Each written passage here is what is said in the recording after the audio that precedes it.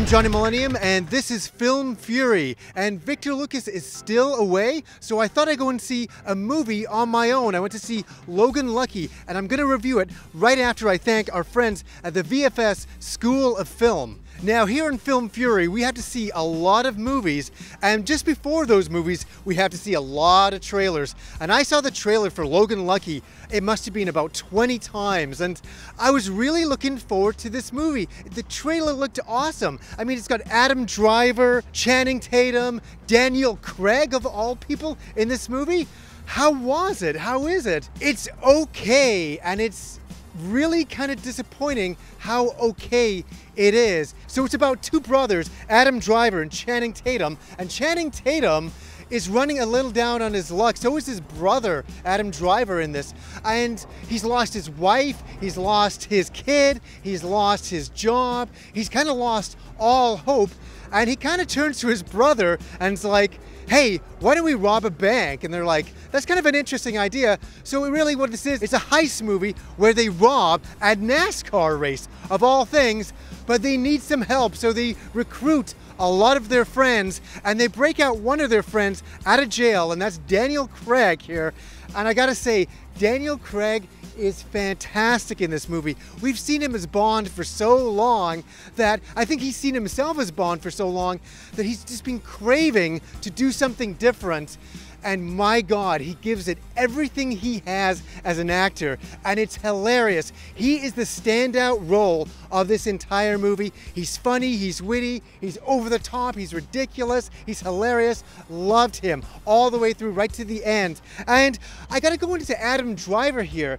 And Adam Driver is an interesting actor because he can really do serious. We've seen him do serious with Kylo Ren, and we saw him in the movie Silence, which was a wonderful movie. He kind of plays a redneck style character. He's got one arm, or should I say, no, he's just missing one hand. He has to correct everybody on that. He's all right. I guess he was playing like this redneck, but the accent was so fake and forced that I thought he was joking on himself in the movie, but I'm like, no, he's really playing it as this. And that was a little off-putting to me because I can't tell you how much I love Adam Driver. I think he's really a great actor. He's okay in this one. Most of the movie is about Channing Tatum and about his family and how he's lost his wife to this guy who's super rich, and he is obviously not super rich in this movie, and he's also lost his daughter, and he's trying to win his family back in a way, even though him and his wife are not together. His ex-wife is played by Katie Holmes, and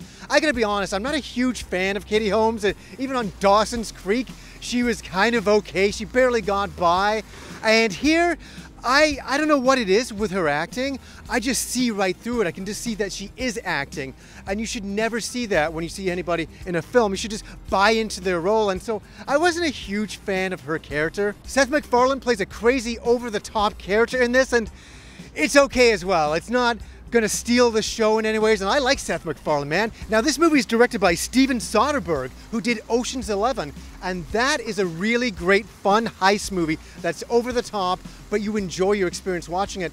This movie is an average heist movie. How they accomplish the heist is just okay. It's never anything you feel any tension or excitement or anything about. You're just like, okay, they're just doing this thing, and it's to pull off this heist is so ridiculously over the top, and I don't have a problem with that, but it just feels kind of lame, to be honest with you. It just feels very flat. It never rises above itself, and I think that's the problem I have with this movie. It aspires to be classic and great, especially with its cast, and it always falls short with me.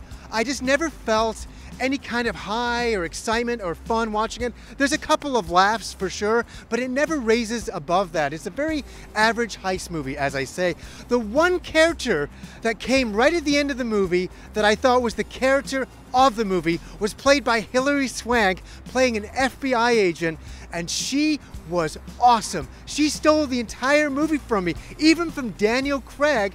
There was just something about her straight and narrow-laced character who's trying to get to the bottom of this heist and figure out who did it, and it was really a lot of fun. I really would have liked her in the entire movie, but I understand that she could only be in the end of it, and all that. So I'm not going to ruin the movie if they accomplish the heist or they pull it off or they fail or anything like that. But I was expecting a lot more. I went in hoping for so much more.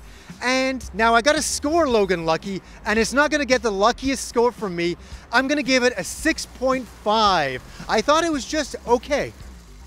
So if you want to make a movie like Logan Lucky, or make a better movie than Logan Lucky, you can learn how to do so at the VFS School of Film in their one-year program. You can learn all about it at VFS.edu to learn more.